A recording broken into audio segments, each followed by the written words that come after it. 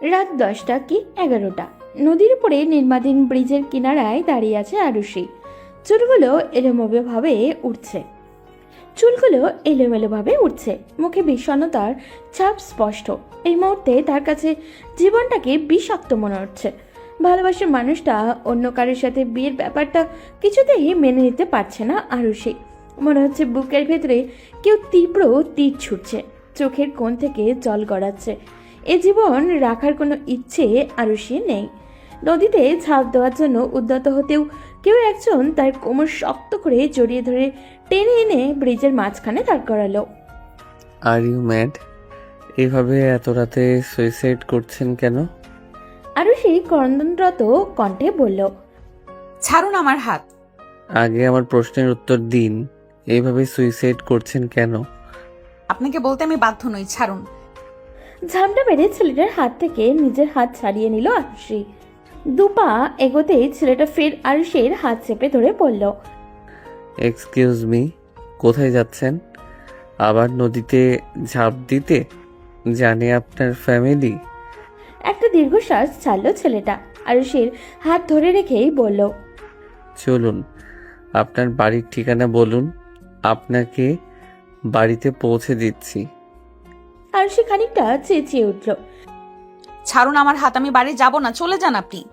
ছেলেটা গম্ভীর স্বরে বলল, এত রাতে একটা মেয়েকে সুইসাইডের দিকে ঠেলে দিয়ে বাড়ি গিয়ে আমি শান্তি পাবো না। তাই কথা না বাড়িয়ে চলুন চুপচাপ। কোনো উপায়ন্ত না পেয়ে আরুষি ছেলেটার সাথে যেতে লাগলো। এখনো অনবরত অশ্রু গড়াচ্ছে তার চোখ থেকে। ছেলেটা আরুষির হাত ধরে হাঁটতে হাঁটতে বলল, এবার বলুন তো, সুইসাইড করতে চাচ্ছিলেন কেন? ভালোবাসি একজনকে, কিন্তু সে আমার ভালোবাসা কোনোদিন বোঝেনি। পরশুদিন তার বিয়ে, যেটা আমি কখনোই নিজের চোখে দেখতে পারবো না, সহ্য করতে পারছি না। আর পুরো পৃথিবী মনে হচ্ছে বেঁচে থাকার ইচ্ছেটাই মরে গেছে। তাই বলে আপনার ফ্যামিলির কথা চিন্তা না করে এভাবে মরে যাবেন? That's not right. একজনকে ভালোবাসেন, তাকে পাচ্ছেন না বলে মরে যেতে চাইছেন। একটাবারও ভাবছেন না আপনার পরিবারের কথা? তারা আপনাকে ছেড়ে কি করে থাকবে? আরুষি চুপচাপ চোখের পানি ফেলছে, কোনো কথা বলছে না। আপনি যাকে ভালোবেসেছেন সে হয়তো আপনার জন্য পারফেক্ট না। আপনার জন্য অবশ্যই আল্লাহ অন্য কাউকে পাঠিয়ে রেখেছে। যাকে হারিয়েছেন সে হয়তো নিশ্চয়ই আপনার জন্য কল্যাণকর ছিল না। আল্লাহ নিশ্চয়ই আপনার জন্য বেস্ট কাউকে রেখেছে। এরই মাঝে ছেলেটার ফোন এলো। ফোনের স্ক্রিনে তন্ময় নামটা ভাসছে। কল রিসিভ করতেই ওপাশ থেকে তন্ময় বলল, হ্যালো আরিয়ান, বাড়ি পৌঁছেছিস ঠিক মতো? হ্যাঁ, বাড়িতে যাচ্ছি। বাড়িতে গিয়ে কথা হবে, bye. Okay bye. Aryan call কেটে পড়ল। যেটা বলছিলাম, আল্লাহকে বিশ্বাস করেন তো? আরুষি ছোট্ট করে জবাব দিল, হুম। তাহলে এটা জানেন তো, আত্মহত্যা মহাপাপ। আরুষি চুপ করে রইল। ভুলেও কখনো কারোর জন্য সুইসাইড করতে যাবেন না। বিশ্বাস রাখবেন পৃথিবীর কোথাও না কোথাও আপনার জন্য কেউ না কেউ আছে। হাঁটতে হাঁটতে ওরা আরুষির বাড়ির কাছাকাছি এসে পৌঁছালো। আরুষিকে বাড়ি অবধি নিয়ে এসে আরিয়ান বলল, কখনো আর এরকম সুইসাইড করার চিন্তা করবেন না। চলি তাহলে, কেমন? বলে সে নিজের বাড়ির গন্তব্যে হাঁটা দিল। আরিয়ানের বাড়িতে ঢুকতে ঢুকতে প্রায় রাত 12টা। আরিয়ান আজ গ্রামে ফিরবে বলে ওর বোন অনহা দরজা খুলেই অপেক্ষা করছিল। আরিয়ান এসে বাড়িতে ঢুকতেই ড্রয়িং রুম থেকে দৌড়ে এসে আনহা বলল, কিরে তোর এতক্ষণ লাগলো বাড়িতে আসতে? আর বলিস না আপু, অনেক ঘটনা। কি হয়েছে আবার? ভিতরে চল, বলছি। আরিয়ান নিজের রুমে গিয়ে ফ্রেশ হয়ে ডাইনিংয়ে আসলো। আনহা ওর জন্য রাতের খাবার বেড়ে দিল। আরিয়ান চেয়ার টেনে বসতে বসতে বলল, মা বাবা কি ঘুমিয়ে গেছে? হুম। আনহা খাবার বেড়ে দিতে দিতে বলল, এবার বলতো কি হয়েছে? আরিয়ান আসার পর থেকে আরুষির সাথে সমস্ত ঘটনা খুলে বলল। আনহা চিন্তিত হয়ে বলল, মেয়েটার নাম কি? সেটা জিজ্ঞাসা করা হয়নি। নামটা জিজ্ঞাসা করলি না? নাম শুনলে চিনতে পারতাম। আচ্ছা, যাই হোক, ওই মেয়ের কথা বাদ দে। তুই খেয়েছিস? না, এখনো খাইনি। তাহলে বসে পড়, দুজনে মিলে একসাথে খেয়ে নিই। দুদিন পর তো শ্বশুর বাড়ি চলেই যাবি, তারপর তো আর খাওয়া হবে না। আরিয়ান এভাবে বলাতে আনহার চোখের কোণ থেকে জল আসে। আরিয়ান আনহার দিকে তাকিয়ে বলল, কাঁদছিস কেন? এখনই বিয়ের কথা মনে করে মন খারাপ করছিস? বস তো আমার সাথে। আরিয়ান আনহার হাত ধরে টেনে টেবিলে বসালো। দুই ভাই বোন একসাথে খাওয়া দাওয়া করে নিল। আজকে আনহার গায়ে হলুদ, বাড়ি ভর্তি মেহমান। ওর কাজিন নাশা আর মায়া আরও বেশ কয়েকদিন আগে চলে এসেছে। নাশা আর আনহা সমবয়সী। নাশার ছোট বোন মায়া, তবে তিনজনেরই বন্ডিং বেশ ভালো।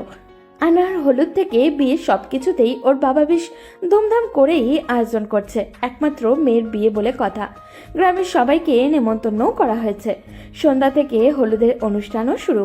আরুষির পরিবারের সবাই এসেছে, শুধু আরুষি বাদে। আরুষিকে না দেখে মায়া উঠে গিয়ে আরুষির মাকে জিজ্ঞাসা করলো, কি ব্যাপার আন্টি, আরুষি আসলো না? আসলে ওর নাকি শরীরটা তেমন ভালো না, তাই আসছি। ও, মন খারাপ করে মায়া চলে গেল। মায়া আর আরুষি বেস্ট ফ্রেন্ড। ওরা একই সাথে একই কলেজে পড়ে। আরুষি আজকে এখানে না আসায় মায়ের মনটা খারাপ হয়ে গেল। একে একে সবাই মিলে আনহাকে গায়ে হলুদ দিতে লাগলো। আনহা গায়ে হলুদের সাজ তুলে গিয়ে ভাবলো একবারে শাওয়ার নিয়ে বেরোবে। শাওয়ার নিয়ে এসে ওর এখন বেশ ঠান্ডা লাগছে। তোয়ালে দিয়ে মাথা মুছতে মুছতে ড্রেসিং টেবিলের সামনে বসলো। কাল বিয়ের কথা মনে হতেই খানিকটা লজ্জা আর ভালো লাগায় এসে ওকে ঘিরে ধরলো। পছন্দের মানুষটার সাথে বিয়ে হচ্ছে, যাকে চেয়েছিল তাকেই পেতে চলেছে। বিয়ে করে কাল নতুন আরেকটি বাড়িতে যাবে, নতুন সব মানুষজনের সাথে থাকতে হবে। এসব ভেবেই অন্যরকম অনুভূতিরা ওকে ঘিরে ধরেছে। চুল মুছে তোয়ালেটা বারান্দায় মেলে দিয়ে লাইট অফ করে বিছানায় এসে শুয়ে পড়ল সে। ভোরবেলা পুকুর পাড়ে উদাসীন হয়ে বসে আছে আরুষি। চোখের কোণ থেকে অনবরত জল গড়াচ্ছে। সারা রাত ঘুম হয়নি তার। ভালোবাসার মানুষটার আজকে বিয়ে, এটা ভাবতেই যেন ভিতরটা দুমড়ে মুচড়ে যাচ্ছে ওর। কিছুতেই মেনে নিতে পারছে না সে। গ্রামের ধান ক্ষেতের আইল ধরে হাঁটছে আরিয়ান। গ্রামে আসা হয় না তেমন একটা তার। শহরেই সে আর তন্ময় পড়াশোনা করে। আসলে একসাথে দুজনেই গ্রামে আসে। ভোরে দুজনে একসাথে হাঁটতে বের হওয়ার কথা ছিল, কিন্তু তন্ময় ঘুমের কারণে উঠতে আসতে পারেনি। তাই আরিয়ান একাই বের হয়। হাঁটতে হাঁটতে পুকুর পাড়ে এসে আরুষিকে দেখে খানিকটা এগিয়ে আসে, পাশে দাঁড়িয়ে বলে, গুড মর্নিং, বসতে পারি? আরুষি চোখ মুছে মাথা তুলে তাকায়, খানিকটা হাসার চেষ্টা করে বলে। হুম। আরিয়ান আরুষির পাশে বসে পড়ে আজকে ও তার কথা মনে করে কাঁদছিলেন? আর বলে। আরুষি চোখের পানি মুছবার চেষ্টা করে কাঁপা কাঁপা গলায় বলল, কই না, না তো। আচ্ছা, সে যাই হোক, সেদিন তো আপনার সঙ্গে পরিচয়ই হয়নি, নামটাও জানা হয়নি। নাম কি আপনার? আরুষি। ও, নাইস নেম। প্রত্যুত্তরে আরুষি কিছু বলল না। বেশ কিছুক্ষণ নীরবতায় কেটে যায়। নীরবতা ভেঙে আরুষি প্রথম বলে, আপনাকে তো আগে গ্রামে দেখিনি, বেড়াতে এসেছেন নাকি? তেমনটাই বলতে পারেন। আমার নিজ বাড়িতে 1-2 দিনের থাকাটা বেড়ানোই বলা যায়। এখানে আপনার বাড়ি? হুম, তবে থাকা হয় না এখানে। আমি আর আমার এক ফ্রেন্ড শহরে থেকে পড়াশোনা করি। ও আচ্ছা। বেশ কিছুক্ষণ কথা হয় ওদের। উঠে আসার আগে আরিয়ান বলে, কাল তো আপনাকে আমার বোনের গায়ে হলুদে দেখলাম না। আজ কিন্তু বিয়েতে আসতেই হবে, অবশ্যই আসবেন কিন্তু। আরুষি অবাকের চরম পর্যায়ে চলে গেল। অবাক হওয়া কণ্ঠে বলল, মানে আনহা আপু আপনার বোন? হুম, বোনের বিয়ের জন্যই মূলত গ্রামে আসা। আরুষি ছোট্ট করে জবাব দিল। ও আচ্ছা, উঠি আমি, আসবেন কিন্তু আজ। আরিয়ান চলে গেল। আরুষির মনটা আবারও বিষাদে ভরে উঠল। যাকে ভালোবাসে তার বিয়েতে যাবে কি করে? চোখের সামনে ভালোবাসার মানুষটার বিয়ে তো সে আর সহ্য করতে পারবে না। তন্ময় বেশ খুশিতেই আছে। ভাইয়ের বিয়ে আজকে, ওর বড় ভাই রায়ানের বিয়ে আনহার সাথে। তন্ময় আর আরিয়ান ছোটবেলা থেকেই বেস্ট ফ্রেন্ড, তাই আরিয়ানের বাড়িতে যাওয়া আসা প্রায়ই হতো। তাই আনহার সাথেও তন্ময়ের বেশ ভালোই সম্পর্ক। রায়ানও অনেক আগে থেকেই আনহাকে ভালোবাসতো, তাই সোজা বিয়ের প্রস্তাব নিয়েই আনহাদের বাড়ি গিয়েছে। আনহা নিজেও অবশ্য পছন্দ করত রায়ানকে। রায়ানরা সবাই চলে এসেছে। কিছুক্ষণের মধ্যেই ওদের বিয়ের কাজকর্ম সম্পন্ন হবে। আনহাকে দুটো মেয়ে পার্লার থেকে এসে সাজিয়ে গেছে। নিজের রুমেই বসেছিল আনহা আর ওর কাজিনরা। আনহার আম্মু এসে ওদেরকে ড্রয়িং রুমে আসতে বলে। ওর কাজিনরা ওকে ড্রয়িং রুমে নিয়ে যায়, রায়ানের পাশে নিয়ে গিয়ে ওকে বসায়। লজ্জায় আড়ষ্ট হয়ে বসে আছে আনহা। কেমন জানি লজ্জা লাগছে তার। ইসলামিক ও আইনত নিয়ম মেনে আনহা আর রায়ানের বিয়ে সম্পন্ন হলো। খাওয়া দাওয়ার পর এখন বিদায়ের পালা। যতই পছন্দের মানুষের সাথে বিয়ে করুক, তবুও সারা জীবনের জন্য এই জন্য বাবার বাড়ি ছেড়ে যেতে কষ্ট তো হবেই। আনাহর বাবা মা সবাইকে জড়িয়ে ধরে কাঁদছে। যাওয়ার আগে আশেপাশে তাকিয়ে আরিয়ানকে দেখতে না পেয়ে আনহা দৌড়ে যায় আরিয়ানের রুমে। সেখানে গিয়েই ভাইকে জড়িয়ে ধরে কাঁদতে থাকে। ভাই বোন দুজনেই কাঁদছে, দুজনের চোখেই জল। অবশেষে আরিয়ান আনহাকে ছেড়ে দিয়ে চোখের পানি মুছিয়ে দিয়ে বলে, চলো, এবার তো যেতে হবে। তারপর আনহাকে নিয়ে গিয়ে রায়ানের হাতে ওর হাতে তুলে দেয়। রায়ান আর আয়ানদের গাড়ি যাওয়ার পর রুমে চলে আসে আরিয়ান। বাড়িটা যেন কেমন খালি খালি লাগছে। ফুলে সাজানো খাটে বসে আছে আনহা। ওর পাশে নাশা, মায়া আর রায়ানের কাজিনরা বসে আছে। নানান কথা বলে বারবার লজ্জায় ফেলছে আনহাকে। কিছুক্ষণ বাদেই তন্ময় আর রায়ান একই সাথে রুমে আসলো। তন্ময় সবার উদ্দেশ্যে বলল, বের হও এবার সবাই রুম থেকে। অনেক আড্ডা দিয়েছো, অনেক রাত হয়েছে। এবার ভাইয়া আর ভাবিকে একা ছাড়ো। মায়া বলে উঠল। আর একটু থাকি না। তন্ময় ভ্রু কুচকে তাকালো। ওই মেয়েটাকে আজ সারাদিন প্রচুর বকবক করতে দেখেছে সে। এক মুহূর্ত চুপ থাকতে পারে না। মায়ের উদ্দেশ্যে বলল, এখানে থেকে করবেটা কি? নিজের বোনের বিয়ের দিন বোন আর দুলাভাইয়ের রোম্যান্সে ব্যাঘাত ঘটাতে চাইছো কেন? কারো থেকে ছেঁকা টাকা খেয়েছো নাকি যে এখন অন্যের রোম্যান্স সহ্য হয় না? শেষ কথাগুলি খানিকটা বাঁকা হেসে বলল তন্ময়। তন্ময়ের কথায় উপস্থিত সবাই হেসে ফেলল। মায়া খানিকটা রাগী গলায় বলল, কি বললেন আপনি? আমি ছ্যাঁকা খেয়ে এসেছি? তাই তো মনে হচ্ছে। বলেই ঠোঁট চেপে হাসলো তন্ময়। মায়া রাগ করে রুম থেকে বেরিয়ে গেল। ওর পিছন পিছন এক এক করে সবাই রুম থেকে বেরিয়ে গেল। রায়ান দরজাটা বন্ধ করে এসে দুজনে একসাথে নামাজ পড়ে নিল। জায়নামাজগুলো কাবাডে রেখে এসে আনহার সামনাসামনি বসলো। আনহা খানিকটা ইতস্তত বোধ করলেও বাইরে সেটা প্রকাশ করলো না। রায়ান আনহার গলায় একটা গোল্ড চেইন পরিয়ে দিয়ে বলল, এটা তোমার জন্য। পছন্দ হয়েছে তো? আনহার উপরে নিচেও হ্যাঁ বোধক মাথা নাড়ালো। লজ্জায় কথা বলতে পারছে না সে। সব কেমন গলায় এসে আটকে যাচ্ছে।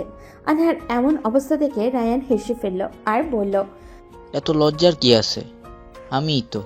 আমি জানি তুমি আমাকে বিয়ের আগে থেকেই পছন্দ করো, রাইট? আনহা আরো খানিকটা মাথা নিচু করে ফেলল। রায়ান ফের বলল, কি ঠিক বললাম তো? আনহা এবারও চুপ। রায়ান বলল, জানো, যেদিন তোমাকে প্রথম দেখেছিলাম সেদিনই মনে হয়েছিল আমি তোমার প্রেমে পড়ে গেছি। সেদিন থেকেই আমার মনের সবটুকু জুড়ে শুধু তুমি। তোমাকে খুব খুব ভালোবাসি। আনহা ধীর কণ্ঠে বলল। আমিও আপনাকে ভালোবাসি। উদাসীন মনে বারান্দায় বসে আছে আরুষি। মায়া কলেজে যাওয়ার জন্য রেডি হয়ে আরুষিদের বাড়ি আসলো।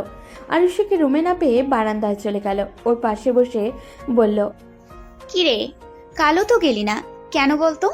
আরুষি মনে মনে ভাবছে, কিভাবে তোকে বলবো বল? আমি যে রায়ানকে ভালোবাসি। ওর বিয়েতে যাব কিভাবে বল? নিজের চোখে কি করে ওর বিয়ে দেখতাম আমি? আরুষি আস্তে করে জবাব দিল, শরীর ভালো ছিল না। এখন তাড়াতাড়ি রেডি হয়ে নে, কলেজে যাব। আমি যাব না, ভালো লাগছে না আমার, তুই যা।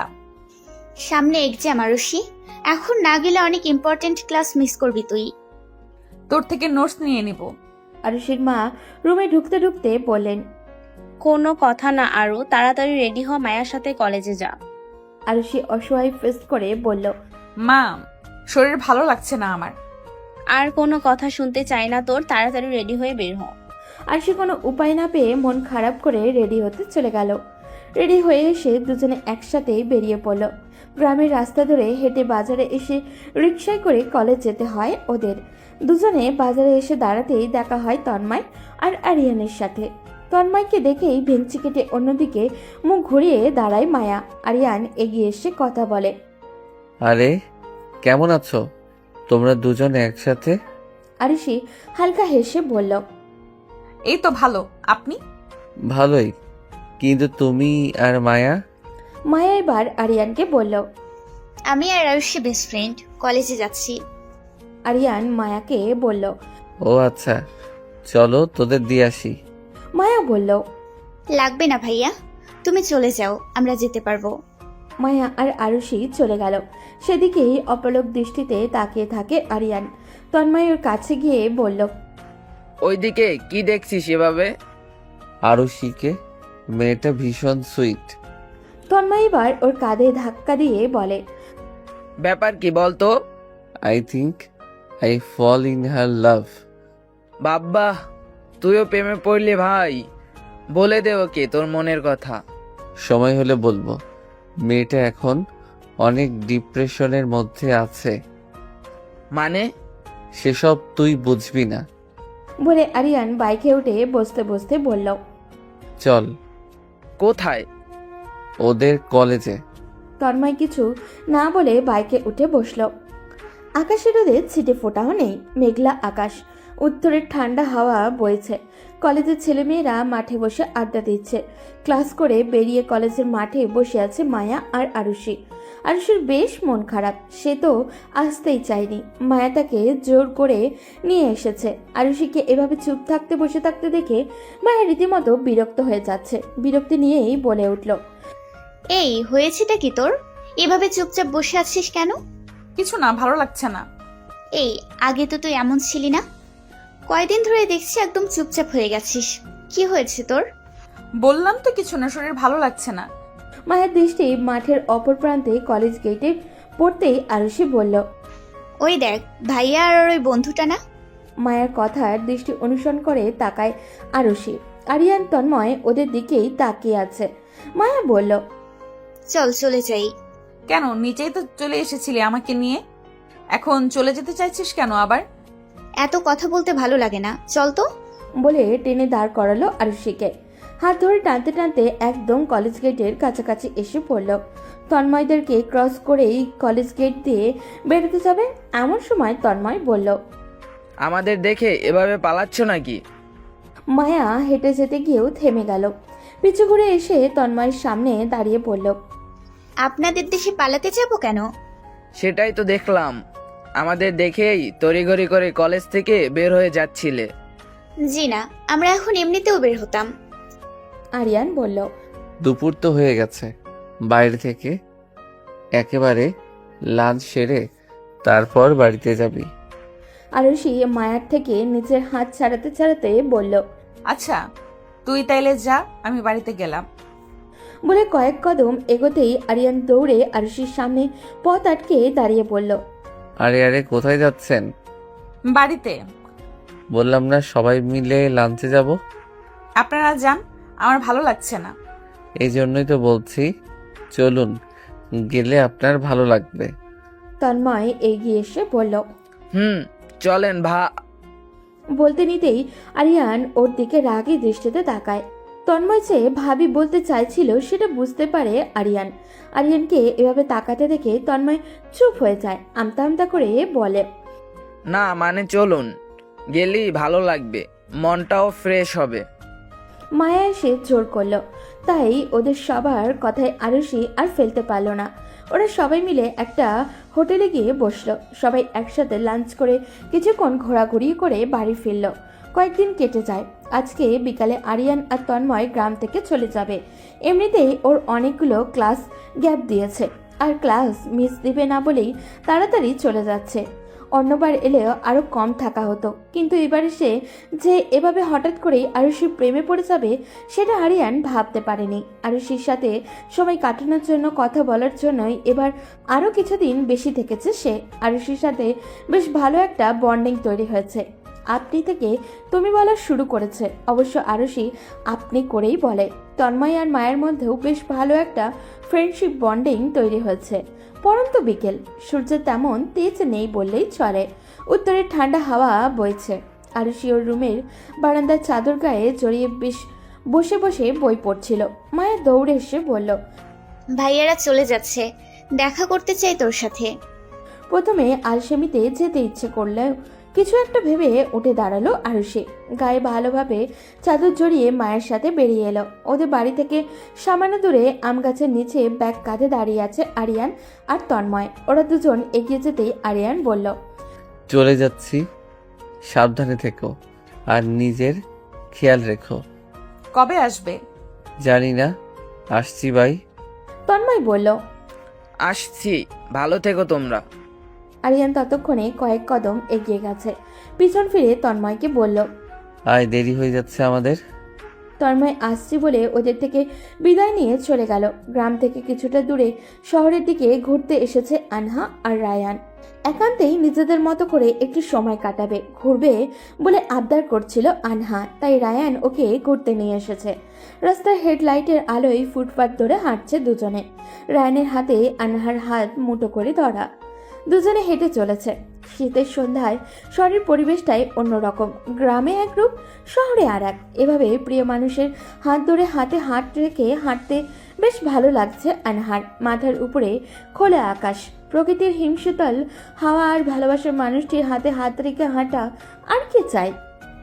আনহা আজকে রায়ানের পছন্দের বিরিয়ানি রান্না করেছে। শ্বশুরবাড়িতে এটাই ওর প্রথম রান্না। যদিও বাড়িতে খুব বেশি লোক নেই, তবুও রান্না ঠিকঠাক হবে কিনা এটা নিয়ে একটু চিন্তায় আছে। যতই হোক, শ্বশুরবাড়ির লোকেদের খাওয়াবে, একটু এদিক ওদিক যেন না হয়, তাই খুব মনোযোগ দিয়েই রান্না বান্না করছে সে। রান্নার শেষে সবার জন্য নিজেই খাবার পরিবেশন করলো আনহা। ওর শ্বশুরবাড়ির সবাই রান্নায় বেশ প্রশংসা করলো। একটু স্বস্তির নিঃশ্বাস ফেললো সে। যাক, রান্নাটা ঠিকঠাক মতোই করতে পেরেছে সে। সন্ধ্যাবেলা আনহা ও ননদ তাহা দুজনে বসে বসে টিভি দেখছিল। এমন সময় কলিং বেল বেজে ওঠে। তাহা বলল, ভাবি তুমি বসো, আমি দেখছি। তাহা গিয়ে দরজা খুলতেই নাশা আর মায়াকে দেখে ভীষণ খুশি হয়ে বলল, তোমরা এসেছো, দারুণ মজা হবে আজকে, জমিয়ে আড্ডা দিতে পারবো। রায়ানের মা রুম থেকে বেরোতে বেরোতে বলেই কে এসেছে রে তাহা? ড্রয়িং রুমে এসে নাশা আর মায়াকে দেখে তিনিও ভীষণ খুশি হন। এগিয়ে গিয়ে এসে বললেন, আরে তোমরা কেমন আছো? আলহামদুলিল্লাহ আন্টি, আপনি কেমন আছেন? এই তো আলহামদুলিল্লাহ। দাঁড়িয়ে আছো কেন? বসো বসো। আরে আন্টি, ব্যস্ত হবেন না। তোমরা গল্প করো, আমি তোমাদের জন্য নাস্তা নিয়ে আসি। নাশা আর মায়া ওনাকে সালাম দিয়ে বলে তিনি কিচেনে চলে গেলেন। আনহা, নাশা, মায়া, তাহা ওরা সবাই মিলে একসাথে জমিয়ে আড্ডা দিতে লাগলো। আর সে শুয়ে শুয়ে ফোন দেখছে। এমন সময় আননোন একটা নাম্বার থেকে মেসেজ আসে। এত রাতে মেসেজ? কৌতূহল নিয়ে মেসেজটা ওপেন করে সে। মেসেজটা একটু চিঠির মতো করে লেখা। কেমন আছো? শরীর মন ঠিক আছে তো? মন ভালো না থাকলেও ভালো রাখার চেষ্টা করবে, কেমন? কারোর জন্য নিজের জীবনটা নষ্ট করার চিন্তা ভুলেও করবে না। কিন্তু যাকে ভালোবাসতে সে তোমার হয়নি এটা ভেবে উল্টাপাল্টা কাজ করতে যাবে না একদম। তুমি লাইফে আরো ভালো কাউকে ডিজার্ভ করো। সো তোমাকে ভীষণ ভালোবাসবে, ভীষণ হ্যাপি রাখবে। দেখো, নিজের খেয়াল রেখো, যত্ন নিও। ইতি, তোমার চেনা জানার মধ্যেই কেউ। মেসেজটা পড়ে একটু ভাবতে বুঝতে পারলো এটা আরিয়ান ছাড়া কেউ হবে না, কারণ ওর ব্যাপারে এসব শুধু আরিয়ানই জানে। আরও বেশ কয়েকবার মেসেজে চোখ বোলালো। শিওর হওয়ার জন্য নাম্বারে ডায়াল করলো সে। 2-3 বার রিং হতেই রিসিভ করলো আরিয়ান। আর সে বলল, আপনি আরিয়ান তাই না? আরিয়ান হেসে ফেলল। বুঝে ফেললেই তাহলে? না বোঝার কি আছে, আপনি ছাড়া আমার ব্যাপারে আর কেই বা এত সব জানে। তবে 1 মিনিট, আমার নাম্বার পেয়েছেন কোথায়? তোমার বেস্ট ফ্রেন্ড যে আমার কাজিন, সেটা কি ভুলে গেছো? মায়া দিয়েছে? মায়ার থেকেই নিয়েছি। ও আচ্ছা। যেগুলো মেসেজে বলেছি সেগুলো মনে থাকবে তো? হুম। আচ্ছা, গুড নাইট। কাল এক্সাম আছে, দোয়া করো আমার জন্য। গুড নাইট, রাখছি। বলে কল কেটে দিল আরুষি। নিজের অজান্তেই ঠোঁটের কোণে হাসি ফুটে উঠল। মানুষটা কি সুন্দর বোঝে তাকে, কি সুন্দর করে সব কিছু বোঝায়, সাপোর্টও দেয়। ছেলেটার সাথে কথা বলে মনটাও হালকা লাগছে আরুষির। ফোনটা পাশে রেখে কম্বল গায়ে জড়িয়ে শুয়ে পড়ল সে। গ্রামে ভীষণ ঠান্ডা। সন্ধ্যা নামতেই চারিদিকে কুয়াশায় ঢেকে যায়।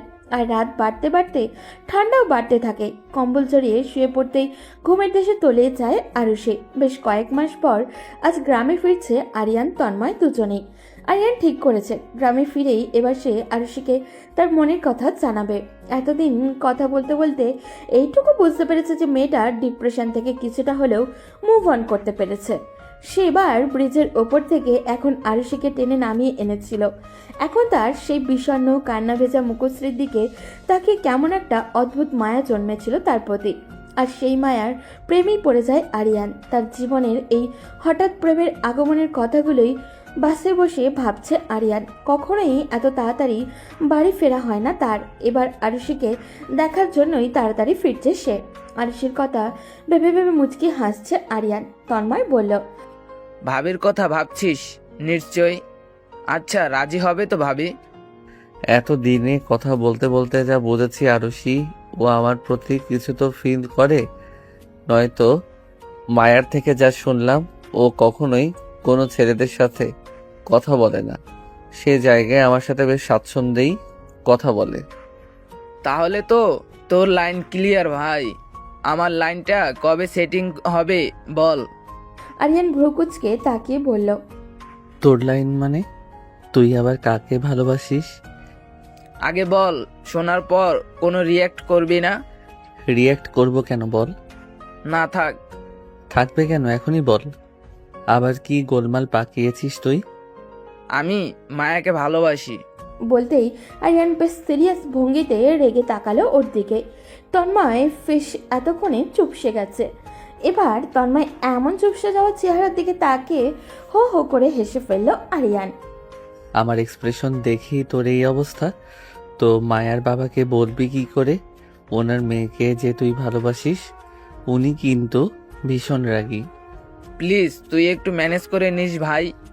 আচ্ছা, দেখা যাক। দেখা যাক না, বল ম্যানেজ করবি। আচ্ছা ভাই, করব।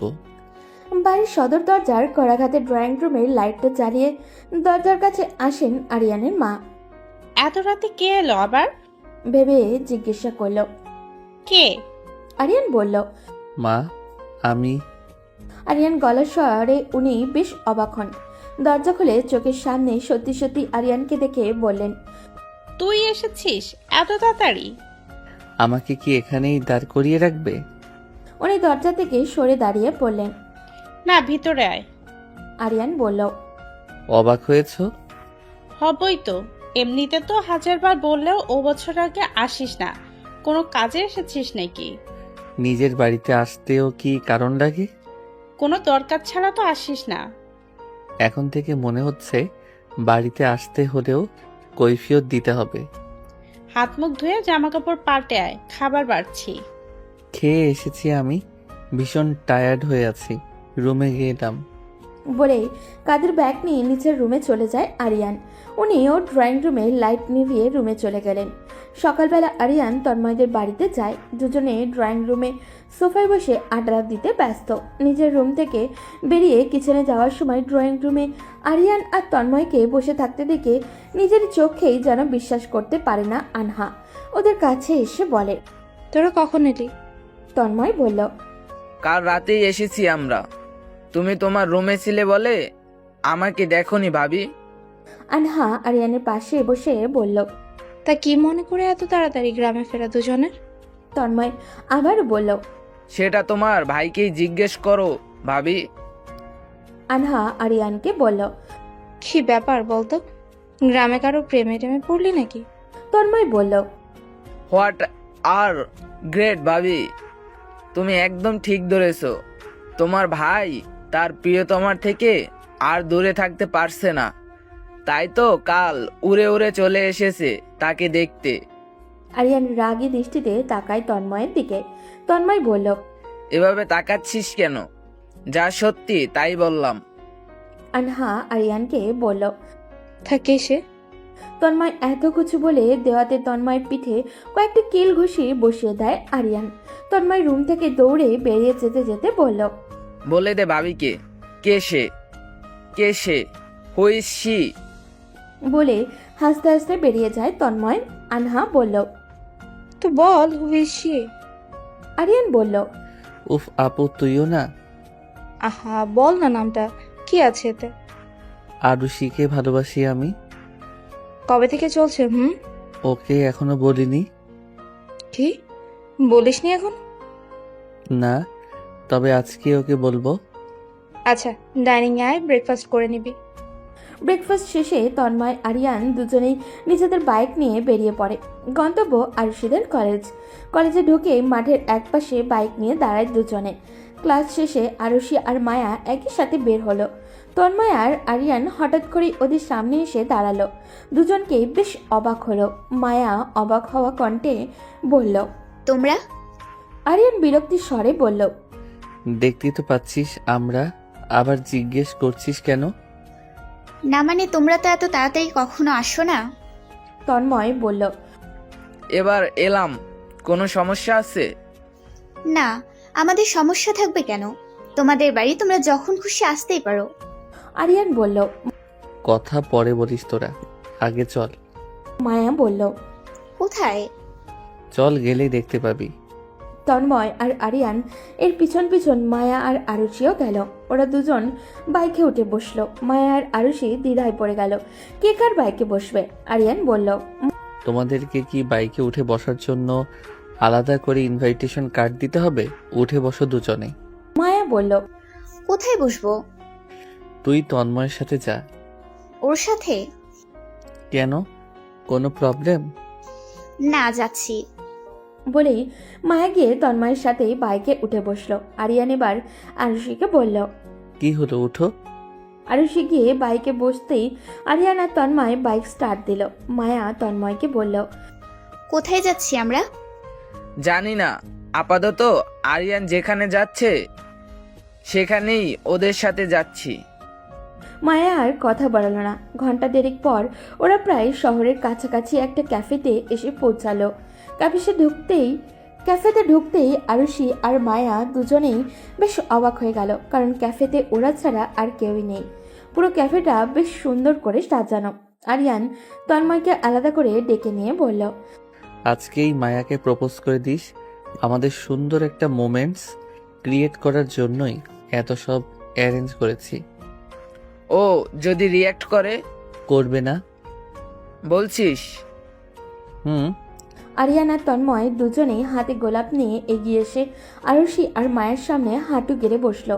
আরুষি আর মায়া দুজনে বেশ অবাক হয়ে একে অপরের মুখ চাওয়াচাই করলো। কি হতে যাচ্ছে কিছুটা হলেও দুজনে আন্দাজ করতে পারছে। আরিয়ান আর তন্ময় দুজনেই আরুষি আর মায়ের দিকে ফুল এগিয়ে দিয়ে বলল, উইল ইউ ম্যারি মি?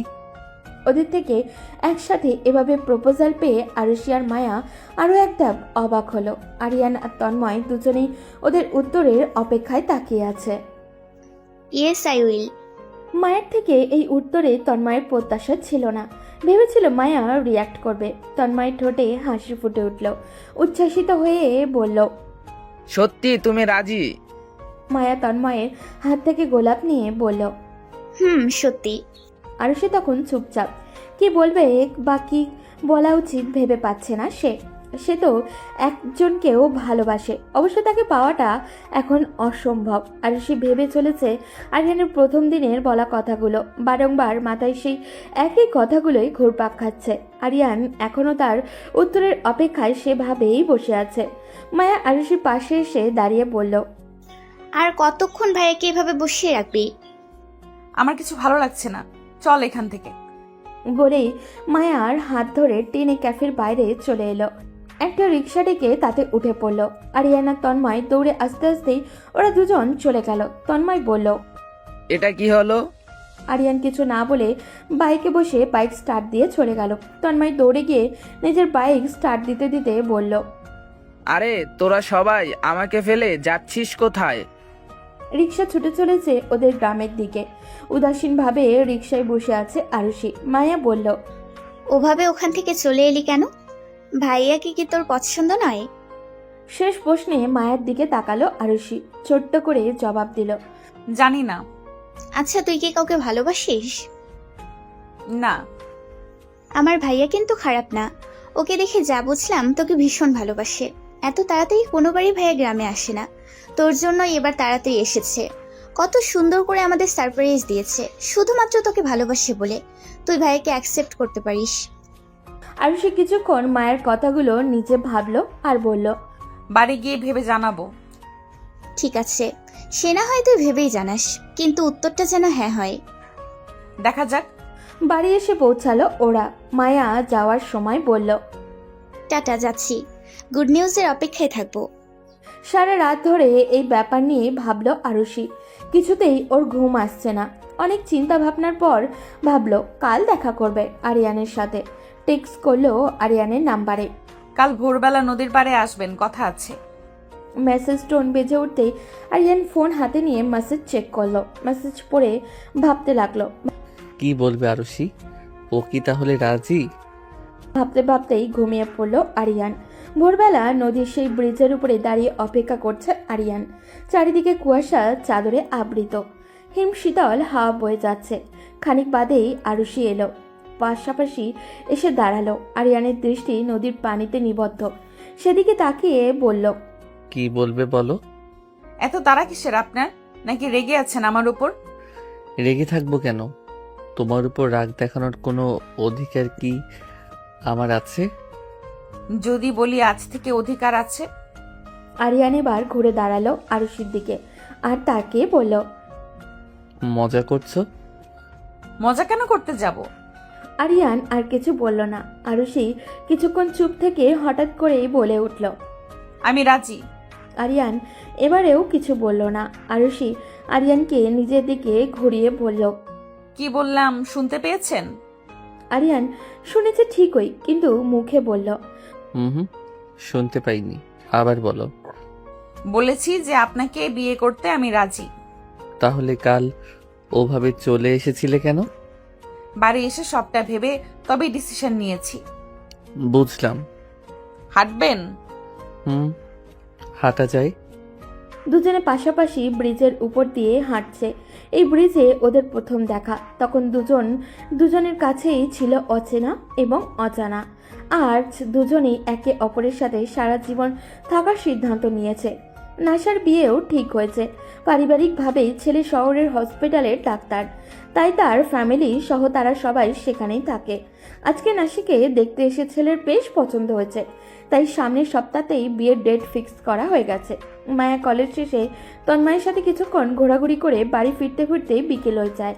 বাড়িতে ফিরে নাসার বিয়ের খবর শুনি দৌড়ে নাসার রুমে পৌঁছে যায়। পিছন থেকে জড়িয়ে ধরে বলে, আপু, আমি ভীষণ ভীষণ এক্সাইটেড। তোর বিয়ে ঠিক হয়েছে। তা আমাদের হবু দুলা ভাইয়ের নাম কি? ঘুম থেকে উঠেই মায়ার মাথাটা গরম হয়ে গেছে। ওকে নাকি এখন ছেলেপক্ষের সামনে শাড়ি পরে তৈরি হয়ে যেতে হবে। নাসা ওকে বারবার তাড়া দিচ্ছে। এক প্রকার বিরক্ত হয়েই শাড়ি পরে ড্রয়িং রুমে যায় সে। সামনে বসে থাকা ছেলে আর তার পরিবারের দিকে তাকাতে 440 ভোল্টের শক খায় ও। তন্ময় আর ওর ফ্যামিলির সবাই এসেছে। তন্ময়ের ফ্যামিলির সবারই মায়াকে পছন্দ হয়েছে। ওদের বিয়ের ডেটও নাসার বিয়ের দিনে ফিক্সড হয়েছে। ওদিকে আরিয়ান আর ফ্যামিলি নিয়ে আরুষির বাড়িতে বিয়ের প্রস্তাব নিয়ে যায়। আরুষির বাবা প্রথমে এত তাড়াতাড়ি মেয়ের বিয়ে দিতে রাজি না হলেও পরে রাজি হয়। আরিয়ানের ফ্যামিলি অনুরোধে ওদের বিয়ে একই দিনে ঠিক করা হয়। মূলত এটা আরিয়ানেরই প্ল্যান। যখন শুনেছিল নাসার বিয়ে ঠিক হয়েছে তখনই প্ল্যান করেছে ওদের ফ্যামিলিকে মানিয়ে তিনজনেরই বিয়ে একদিনে ঠিক করবে। সবার পরিবারের সম্মতি ওদের গায়ে হলুদ। বিয়ের সমস্ত কিছুর আয়োজন গ্রামের একটি কমিউনিটি সেন্টারে একসাথে করা হয়েছে। আরুষি, মায়া আর নাসা তিনজনেই একসাথে পার্লার থেকে সেজেছে। তিনজনকেই হলুদের সাজে খুব সুন্দর লাগছে। আনহা ওদের দেখে বলল, বাহ, খুব মিষ্টি লাগছে তিনজনকে, একদম হলুদ পরি। মায়া আর নাশা তো আনহার কাজিন, তাই আনহার সাথে বন্ডিং বেশ ভালো ওদের। তবে আরুষির সাথে খুবই কম কথা হয়েছে আনহার, তাই আরুষি একটু ইতস্তত বোধ করছে। আনহা ওদের সাথে বেশ কিছুক্ষণ কথা বলে। হঠাৎই রায়ানের দিকে আরুষির দৃষ্টি পড়তেই আরুষি তৎক্ষণাৎ চোখ সরিয়ে নেয়। আনহা ওদেরকে নিয়ে গিয়ে স্টেজে বসায়। সবাই এসে একে একে ওদেরকে হলুদ ছোঁয়ায়। হলুদের পর মেহেন্দির অনুষ্ঠান শুরু হয়। দুজন মেহেন্দি আর্টিস্টকেও আরিয়ান বলে দিয়েছিল চলে আসতে। ওই মেয়ে দুজন একে একে ওদের সবাইকে মেহেন্দি পরিয়ে দিল। বেশ নাচ গান হই হুল্লোড় মিলিয়ে ওদের হলুদ সন্ধ্যা শেষ হলো। আরুষি, মায়া আর নাশা তিনজনেই খয়েরি রঙের ব্রাইডাল লেহেঙ্গা সেজেছে। তিনজনকেই বেশ সুন্দর লাগছে। কিছুক্ষণ আগেই ওদের বিয়ে পড়ানো হয়েছে। আইনত এবং ইসলামী নিয়ম অনুযায়ী আরুষি অবশেষে আরিয়ানের বউ হয়ে গেল। আরুষি ভেবেছিল হয়তো কখনোই কাউকে আপন করে নিতে পারবে না, ভেবেছিল কখনো কাউকে ভালোবাসতেই পারবে না। কিন্তু আরিয়ান তার জীবনে আসার পর তার সব চিন্তা বদলে গিয়েছে। অল্প কয়েকদিন আরিয়ান তার মনের অনেকটা জায়গা করে নিয়েছে। সে জানে মানুষটা খুব ভালোবাসে তাকে। বিয়ের পর সবাই একসাথে সেলফি আর ছবি তুলতে ব্যস্ত। সবাই আনন্দে মেতে উঠেছে। আরিয়ান আর আরুষি একে অপরের দিকে তাকালো। দুজনের ঠোঁটের কোণে হাসির রেখা ফুটে উঠেছে। তন্ময় ও মায়া নিজেদের মতো কাপল ফটোশ্যুট করতে ব্যস্ত। নাশা, তানিম, মায়া, তন্ময়, আরিয়ান, আরুষি, আনহা, রায়ান সবাই একে অপরের পাশে দাঁড়িয়ে নিজেদের মতো আড্ডা আর ছবি তোলায় ব্যস্ত। তাহা এগিয়ে এসে ওদের সামনে মুখ ভার করে দাঁড়িয়ে পড়ল। সবারই কি সুন্দর একজন একজন পার্টনার হয়ে গেল, আর আমি এখানে সিঙ্গেলই রয়ে গেলাম। তার কথায় সবাই হেসে উঠল। আনহা এগিয়ে এসে বলল, খুব তাড়াতাড়ি তোমার জন্য পার্টনার খুঁজে নিব ননদি, তারপর আর সিঙ্গেল থাকতে হবে না। বিয়ের সমস্ত আনুষ্ঠানিকতা শেষ হওয়ার পর সবাই বেরিয়ে যেতে শুরু করেছে। নাশাকে নিয়ে তানিমরা এক্ষুনি বেরিয়ে পড়বে। শহর যেতে যেতে অনেকটা সময়ের ব্যাপার, তাই নাশা আর মায়া দুজন দুজনকে জড়িয়ে ধরে কাঁদছে। কেউ কাউকে ছাড়ছে না। আরিয়ান আর তানিম এসে ওদেরকে ছাড়িয়ে নিল। নাশা আর তানিমদের গাড়িও চলে যায়। তারপর মায়ের বাবা মাও তন্ময়ের হাতে মায়ের হাত তুলে দেন। মায়াকে নিয়ে তন্ময়রাও চলে যায়। আরিয়ান, আরুষি একে একে বেরিয়ে পড়ে। সবার বিদায়ের পর কমিউনিটি সেন্টারের আঙিনা যেন এক অদ্ভুত নিরাপত্তায় ছেয়ে গেল। চারপাশে ছড়িয়ে ছিটিয়ে থাকা ছোটখাটো জিনিস গোছানোর দায়িত্বে ব্যস্ত কিছু লোক। অন্যদিকে আরিয়ান, আরুষি গাড়িতে চুপচাপ বসে আছে। গাড়ি চলতে শুরু করার পরও দুজনের মাঝে কোনো কথা হয়নি। গাড়ির জানালার বাইরে আরুষিকে তাকিয়ে থাকতে দেখে আরিয়ান হঠাৎই বলল, কিসের এত চিন্তা করছো? আরুষি একটু চমকে তাকালো আরিয়ানের দিকে। তারপর নরম স্বরে বলল, চিন্তা না, হঠাৎ সবকিছু এত দ্রুত হয়ে গেল যে মনে হচ্ছে যেন স্বপ্ন দেখছি। আরিয়ান মৃদু হেসে বলল, স্বপ্ন না, এটা আমাদের নতুন জীবনের শুরু। ইনশাল্লাহ সব ঠিকঠাকই হবে। আরুষি হাসলো। দারুণ দেখালো সেই হাসি। তার মনের ভেতরে এক ধরনের প্রশান্তি বয়ে গেল। আরিয়ান সত্যি একজন ভালো মানুষ। তার এই নতুন জীবনের যাত্রা যেন আনন্দ আর ভালোবাসায় পূর্ণ হয়। এই আশাতেই মনের ভিতরে আশার আলো জ্বলে উঠল আরুষি। নাশা আর তানিম শহরের ফ্ল্যাটে এসে পৌঁছালো। দিনভর নানান আয়োজনের পর দুজনেই বেশ ক্লান্ত, কিন্তু একসাথে এই নতুন যাত্রার উত্তেজনাও তাদের মনে গভীর স্পষ্ট। রাতের খাবারের পর তানিম নিজের রুমের দরজা খুলে ভেতরে ঢুকেই মৃদু হেসে বলল, এটা আমাদের ছোট্ট পৃথিবী, কেমন লাগছে?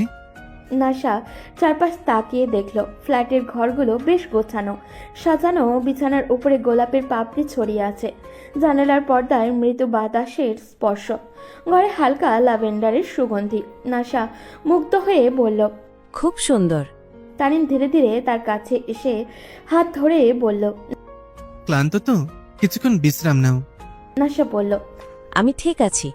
তানিম একটু সামনে ঝুঁকে তার চোখের দিকে তাকিয়ে বলল, ঠিক আছে, আজকের রাত শুধু আমাদের, চলো গল্প করি। তারা দুজন বিছানায় বসে কথা বলতে লাগলো। নিজেদের ছোট ছোট স্মৃতি, হাসির গল্প আর ভবিষ্যৎ নিয়ে নানানো কথা।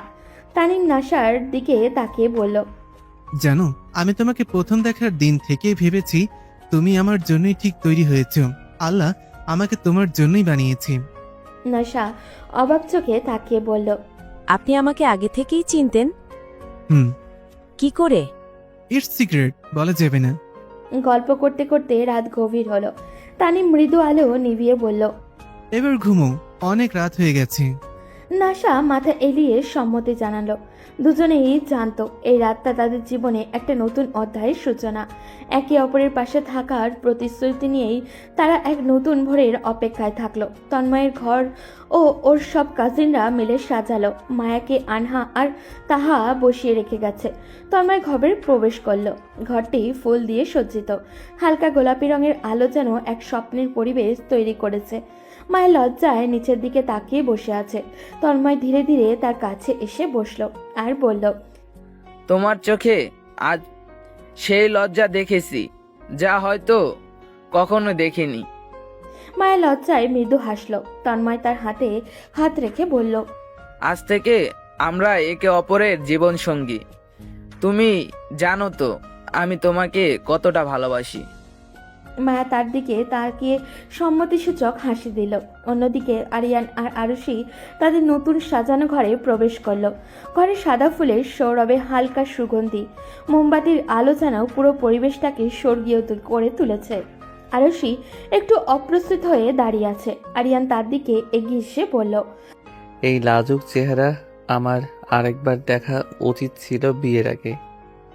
আরুষি লজ্জা পেল খানিকটা। মৃদু হেসে বলল, সবকিছু এত দ্রুত হলো যে বুঝতেই পারলাম না। আরিয়ান তার হাতটা ধরে পাশে বসিয়ে বলল, জীবনে কোনো কিছুই নিখুঁত হয় না, তবে আমরা একসাথে থাকলে সব কিছু নিখুঁত মনে হবে। আরুষি তার চোখে চোখ রাখলো। সেই মুহূর্তে তার মনে হলো এই মানুষটি তার জন্য সঠিক। সে তো সত্যিই ভালোবাসে তার এবং তাকে, এবং সারা জীবন তাকে ঠিকই আগলে রাখতে পারবে। বাসরাতের এই মুহূর্তগুলো যেন প্রত্যেক নবদম্পতির জীবনে এক নতুন প্রতিশ্রুতি এবং ভালোবাসার বন্ধন দিয়ে ভরে উঠল। দূরের গ্রামের পুকুর পাড়ে জোনাকির আলো আর আকাশে ভরা পূর্ণিমা যেন এই নতুন শুরুর সাক্ষী হয়ে রইল।